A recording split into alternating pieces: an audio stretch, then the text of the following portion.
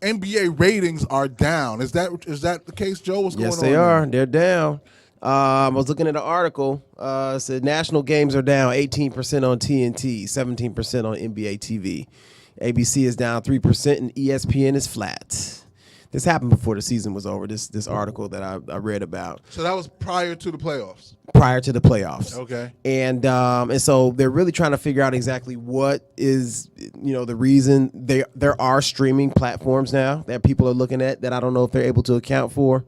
However, the key thing that's going on, a lot of your big market teams, you're talking about Chicago, New York, all of these guys, people aren't watching those anymore. And those are huge for the ratings. LeBron going out west has hurt a lot. So nobody's watching Cleveland. Well, it's not that nobody's watching Cleveland. Yeah. Exactly. And that's huge. Yeah. Because the time slot, it's an 8 p.m. time slot. Right. Well, the Lakers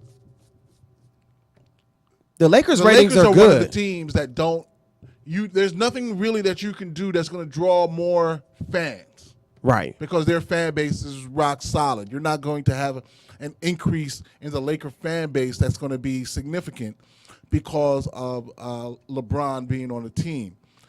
And obviously that team plummeted early. Mm-hmm. So the injury probably has a lot to do with it because once LeBron had the injury, the Lakers became pretty much, I'm not going to say unwatchable, but not a priority for people to watch. But you know what's crazy, though? The average rating change for L.A., it went up.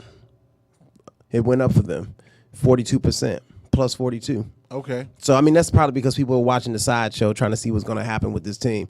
Denver, they went up on their ratings. Dallas, because of Luka Doncic. Utah had good rating. And, of course, Houston, their average went up. The people for the teams that had average that went down, you're talking about Orlando Magic, San Antonio Spurs, Chicago Bulls, New York Knicks, and, of course, the Cleveland Cavaliers. So those are the teams that dropped back in the pack. But for whatever reason, they're trying to figure this out. So the LBJ factor, we can talk a little bit more about that. From the year 2003 through 2005, the three most recent seasons that did not feature LeBron James in the postseason, he was drafted in 2003. The playoffs, not including the NBA Finals, averaged 3.6 million viewers, according to Nielsen. From 2006 through 2008, that average increased to 3.7 million viewers, a bump of 2.5%. The year-over-year lift between 2005 and 2006 was 10%. And then last year's postseason averaged 4.96 viewers. So as LeBron keeps playing, more people watch. You love to hate him, you love to like him, whatever's going on, you're watching LeBron play. Right. So with LeBron out of the playoffs right now and actually not really being a factor in this second half of the season, they have noticed some effect on the game. So with that being said, I don't know if you had a chance to hear last week, Adam Silver proposed some possible changes for the NBA, some things that they think they can maybe do to make the game better, make it more interesting. I'm going to ask you in a second what you think the league could do. I have some ideas, but let me tell you what Adam Silver was talking about. He said possibly they thought about shortening the game from 48 to 40 minutes to maybe help with injuries. We talked about in-season tourneys to supplement the shortened season and possibly scrap the All-Star game. So the thing is, if they cut back on some of the games in the season, which is they've talked about that as a possibility also, you would need another way to supplement revenue, which you can use a tourney as a way to supplement the revenue and allow your stars to rest, and you kind of get a little break in the action and maybe generate a little more buzz, a little more excitement. So let me address that point and where they're getting that from. Okay. The European leagues. That's exactly where it's from. And basketball and soccer are identical in the way that they operate. Yeah. All right. So being in the United States, we have an extremely unique perspective when it comes to international sporting. Mm-hmm. Because China is similar, all right, but China's sports is new in China. Right. We have, starting with Major League Baseball, a 150-year model of how to do sports. And because we are 50 countries within a country, 50 states, right, it is a unmatched market where you can contain all of your sports, all of your teams within one country. So what happens in Europe, because you can't do that, right, is there's a league in Spain, which is known as the top basketball league that is not the NBA. There's a league in France. There's a league in Turkey, Israel, so on and so forth. So every country has a league. If we did that here, every state would have a league, and then the top teams from each state would then form another competition. So what happens in Europe is on the weekends, you play your club, your league. So if you're in Spain, you play the Spanish league games on the weekend. During the week, you play Champions League. In soccer, it's Champions League. In basketball, it's what we call Euro League. So that's where Euro League comes from. Euro League is not a league that exists in any country. What Euro League is draws the top 2 or 3 teams from each country into a separate competition that competes during the week. So during the season in Europe, you're actually playing in 2 competitions. You're competing in your domestic league and you're competing in the Euro League at the same time. You qualified for the Euro League based on what you did last year. All right, so you may not even have the same players on your team in this new season, but yet you're playing in the Euro League based on what you did last season. So that's what the NBA is looking at, having additional competitions within the season. But I don't think that it works. It works in Europe because of the fact that all of the countries have a separate league, and they want for the winners of those leagues to compete in one competition. You get that? That makes sense? Yeah. So a couple of suggestions that I thought you could maybe do. If you're trying to remedy the TV situation, you got to give people the games they want to see. So they need to work on a flex TV schedule, in my opinion. So you can highlight the teams that are playing the best. Because sometimes there's a team that you didn't think that was going to be good. You didn't schedule them to be on TV. Right. But people will watch them. Or it's a particular personality that's very interesting at the moment. There's an interesting storyline going on at the moment. And you need to put those games on television and probably really have your designated 1 or 2 nights to get fans to want to watch those games.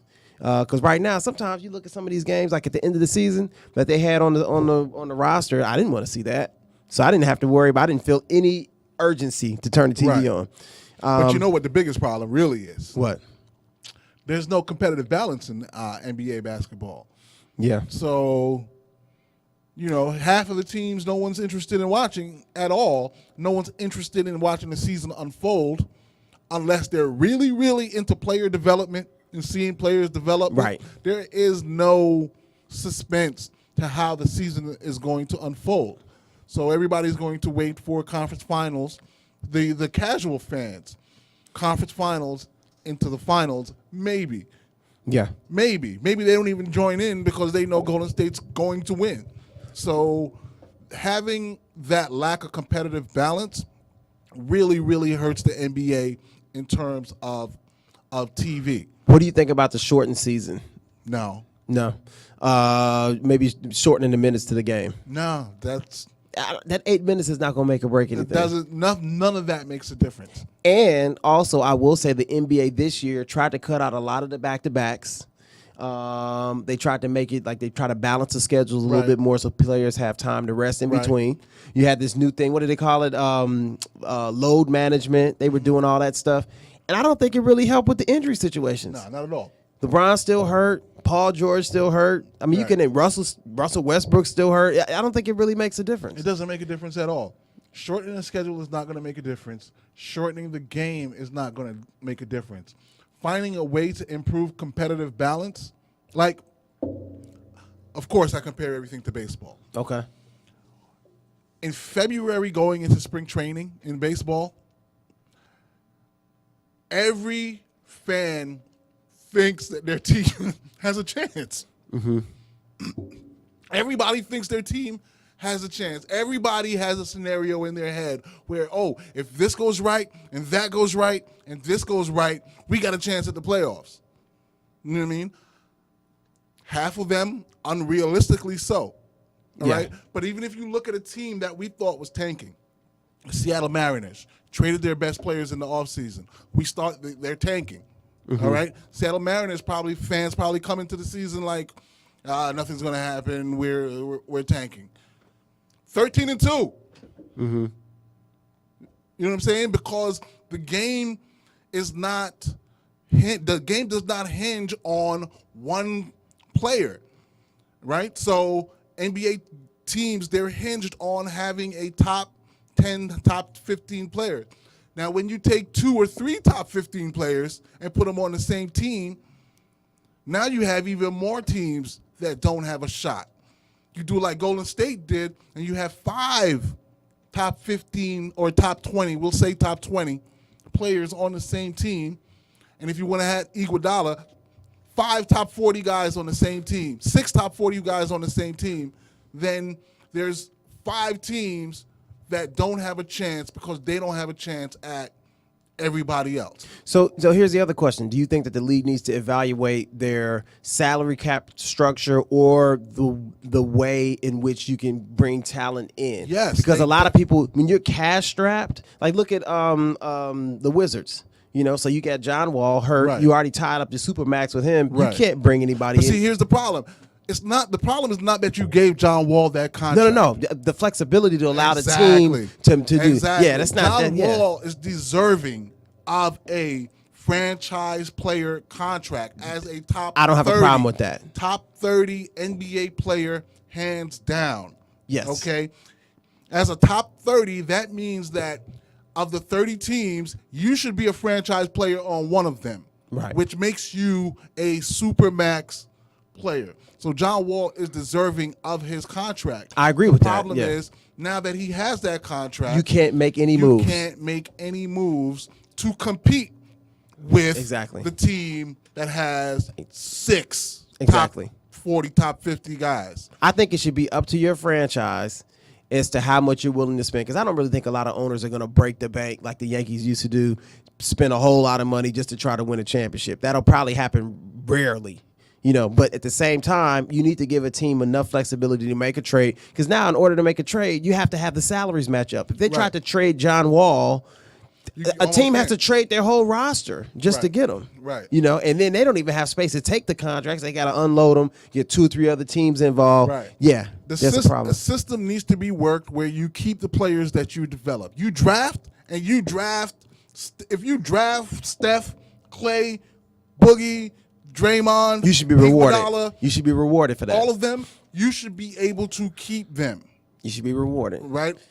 Under a structure that works for you without breaking you financially and paying them close to what they deserve. Now, if you can keep, let's say you can keep 3 of those guys at max money, paying them what they deserve, and then the other 3 have to make a decision. I want to stay here and make $5 million a year, or go to Phoenix, who has a franchise player slot for me. You know what I mean? I think I mentioned an idea before. You shouldn't be able to sign a guy who ranks in that top 30. NBA almost needs to come up with a system, some type of system, whether it be a computer rating or a poll of media executives, players, etc., where players are ranked 1 through 30 and so on and so forth. And then my thing is, if you have anybody that's in that 1 through 30, you can't sign another 1 through 30. Your next slot has to be a 31 through 60 slot. All right? The only way you can acquire a 1 through 30 is if you don't have one. So if you got 4 guys that are 31 through 60, cool. You still have a 1 through 30 slot. But you should not be able to go So then that stops Golden State. Golden State from signing KD. Right. And KD was either going to have to stay in OKC or go to a team that doesn't have a player that fills that 1 through 30 slot. Now, here's the other thing. a problem that a lot of the fans have. You grow accustomed to these players. You grow up, you watch Steph come into the league. You're like, oh man, I enjoy watching him. You go into the game, you got his jersey, and then next thing you know, salary cap restrictions. He's got to go somewhere. They got to trade him. They got to move. So now you're not able to see a good product for a long period of time, even though your franchise did what they needed to do to bring this great player in. Now you're seeing him walk. And so now the fans are all over the place. They don't even know who to support. And if you go way back, you talk about the Lakers, you talk about Chicago, you talk about the Pistons, even the Celtics all the way back then when they had those teams, those guys were able to stay in the same organization, which was good for the city.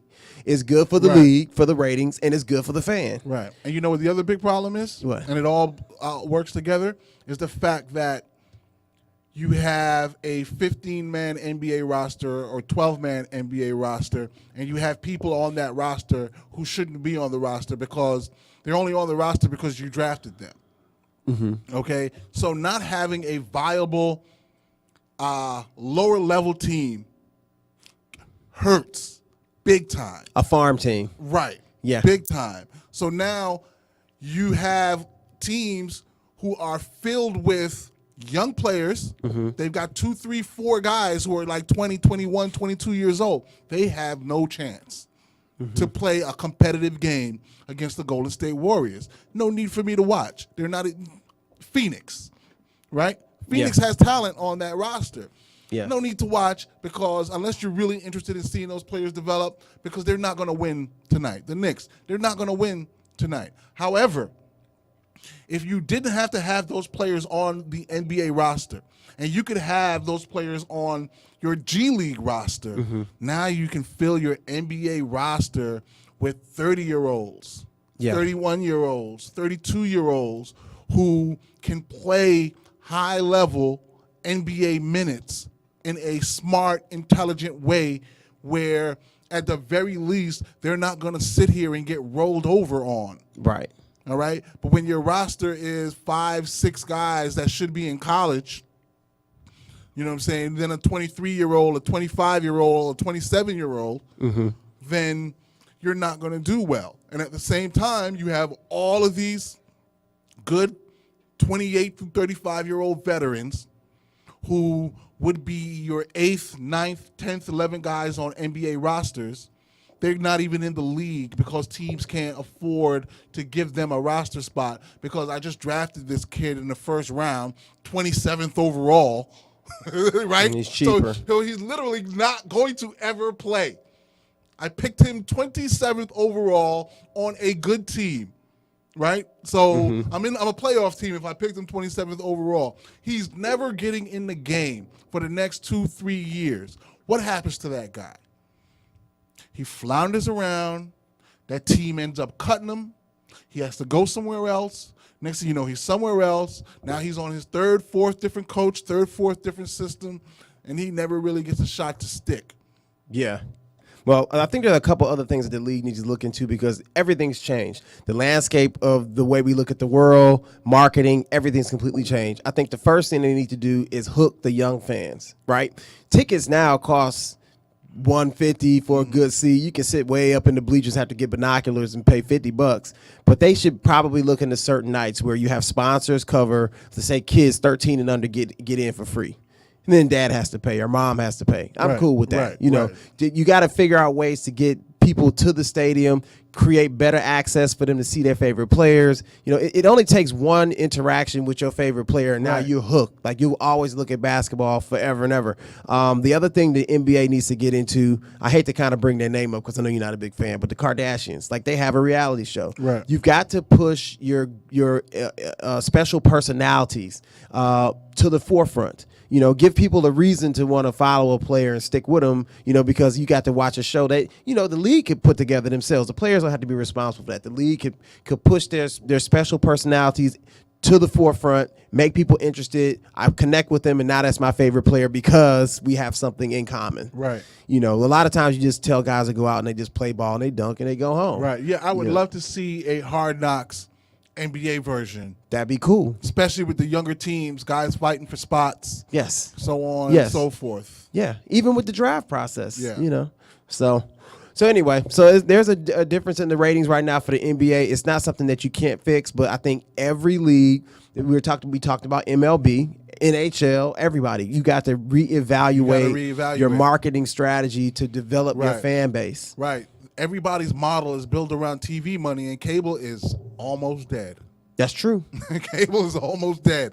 Netflix, Hulu. Are you kidding me? You see the boxing package that you can purchase now, and look at all the fights online. Yeah, right. Yeah, it's a whole different ballgame now. Yeah, as a fan of like minor league baseball, it's a struggle to find minor league baseball coverage. Mm-hmm. Right, I bought the minor league baseball package for $12 a month. Mm-hmm. You know, I don't even have cable. Yeah. You know what I mean? Yeah. Cable is dead. There's no more TNT, ESPN. If I want TNT, ESPN for sports, I go buy TNT or ESPN. And you got YouTube. You know, so if you missed the game, you're like, you know what, I have something to do tonight. You don't have a way to record it. Get on YouTube. Catch the highlights. Right. I'm not even going to talk about the YouTube highlights because I live off of that. And I don't even turn on like ESPN like I used to like look at everything. Right. I have podcasts. There's all types of avenues to catch up, you know, and listen to what I want to listen to. People don't want to sit there and watch a whole 2-3 hour show. They just want to had a big round of layoffs last year. People are like, oh, ESPN's in trouble. It's not like ESPN's not in trouble. Cable is dead. The market has changed. Cable is dead. ESPN will do fine, but there's no need for them to have the kind of staffing that they had before, because people aren't turning on the TV anymore. Not like they used to. At 6 o'clock in the morning or whatever it is, and let it run all day to watch ESPN. Yep. So there's no need. And like I said, they don't cover a lot of stuff. So because it's constant with them, NBA and NFL. That's all they ever do. So yeah. And your favorite teams, they cover that all the time. What favorite teams? What you mean? Your favorite teams, like everybody likes the Cowboys, right. the Steelers, the Giants, right? Maybe a little bit of Redskins, Lakers all day long. Yeah, so Lakers your favorite not even teams, in the playoffs, and I'm sure that on the ESPN shows today, somehow, some way, the Lakers are in the conversation. Yankees, Red Sox, Cubs. Okay.